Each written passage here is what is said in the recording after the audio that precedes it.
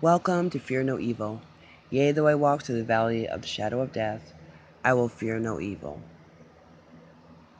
And sexual abuse and sexual violations towards anybody is true evil. And why is it true evil? Because of the damage that is done to the person and what is taken away from the child. Now, I want to say goodbye, Al. I'm glad that you have stepped down. We have pictures. But I find it interesting that Al is speaking with a forked tongue. First, he says we must believe the women. We must hear and understand how they feel about the experience. And then as we shuffle over to the other side, he's saying there are false allegations. So which is it, Al? Are all the women telling the truth? Or is it possible there could be false allegations? Because if that's the way that it is, then you need to apply that same standard to President Trump and Roy Moore. Because there's a possibility that the women that have come forward for them may have false allegations as well. Now, I came across a quote in my book called Child Abuse Opposing Viewpoints. It is written by David Bender and Bruno Leone. And as they were speaking about false allegations, the quote that they said that kind of stuck out to me is, "Only truth deserves to be believed, and neither the children or their advocates have a monopoly on this." And so I applied that to the women as well. Only those who are telling the truth deserve to be believed. The rest of them, if they are not telling the truth, do not deserve to be believed. Because they're the ones that are doing the damage. And now, how is the damage being done? Well, back in September, I had a 12-year-old girl who's in 6th grade who came to me and asked me why they were learning about sexual harassment in the workplace. And the children were starting to get afraid to interact with the opposite sex in school. They were afraid that they would be labeled as someone who was harassing them, and the boys, same thing. They're afraid they may harass the girls. So there's the trickle-down effect. So, and they were afraid, and they're only 12 and 11 years old, and they certainly don't have that much of a concept of sexual harassment in the workplace. They're in school. So I do believe that these people have an agenda going on. I really don't care about their agenda. What I care about are those survivors out there, past, present, future, who are sitting in darkness. And that's why I use candlelight, because it's very necessary for light to shine into that darkness. Because child sexual abuse and sexual violations put people in a very dark place. And a lot of people don't get out of them. A lot of people commit suicide. A lot of people are in bondage to psychotropic medicine. A lot of people are in bondage to the effects and the manifestations of the sexual violations that occurred to them. Now, what I find interesting is that they keep putting everything together. They're trying to separate it, but they haven't really done an adequate job. Because how did they go from pedophilia to sexual harassment in the workplace? How sexual abuse affects a child is very different from how it affects an adult.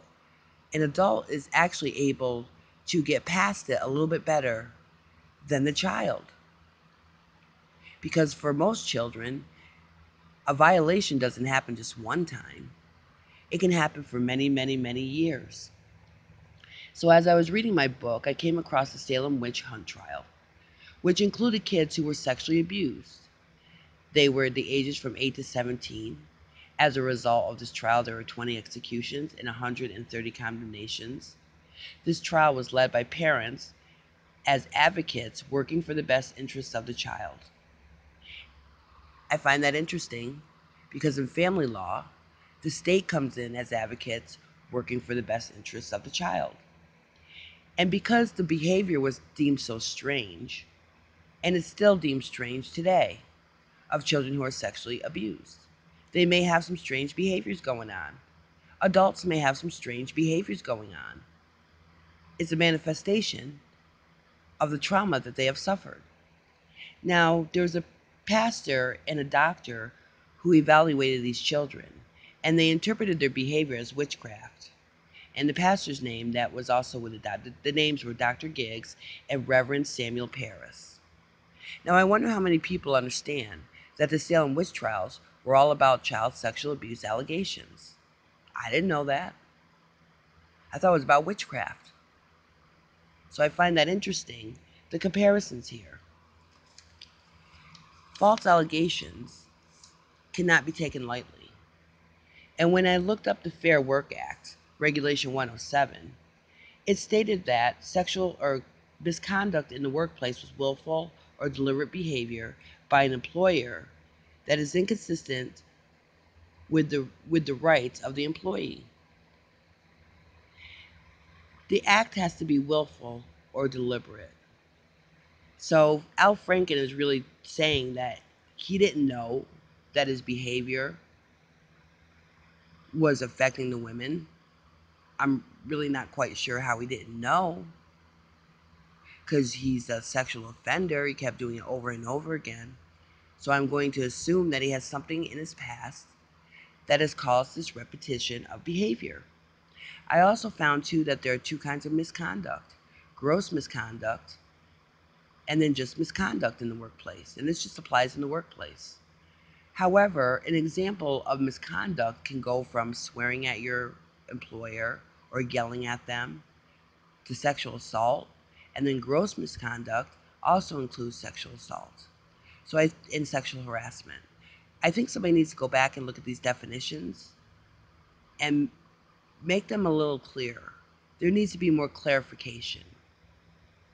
So I see how Al's trying to step up, trying to be the big man, trying to say that even though these allegations are against me, I'm going to be the big man and step down. However, that is not the whole story.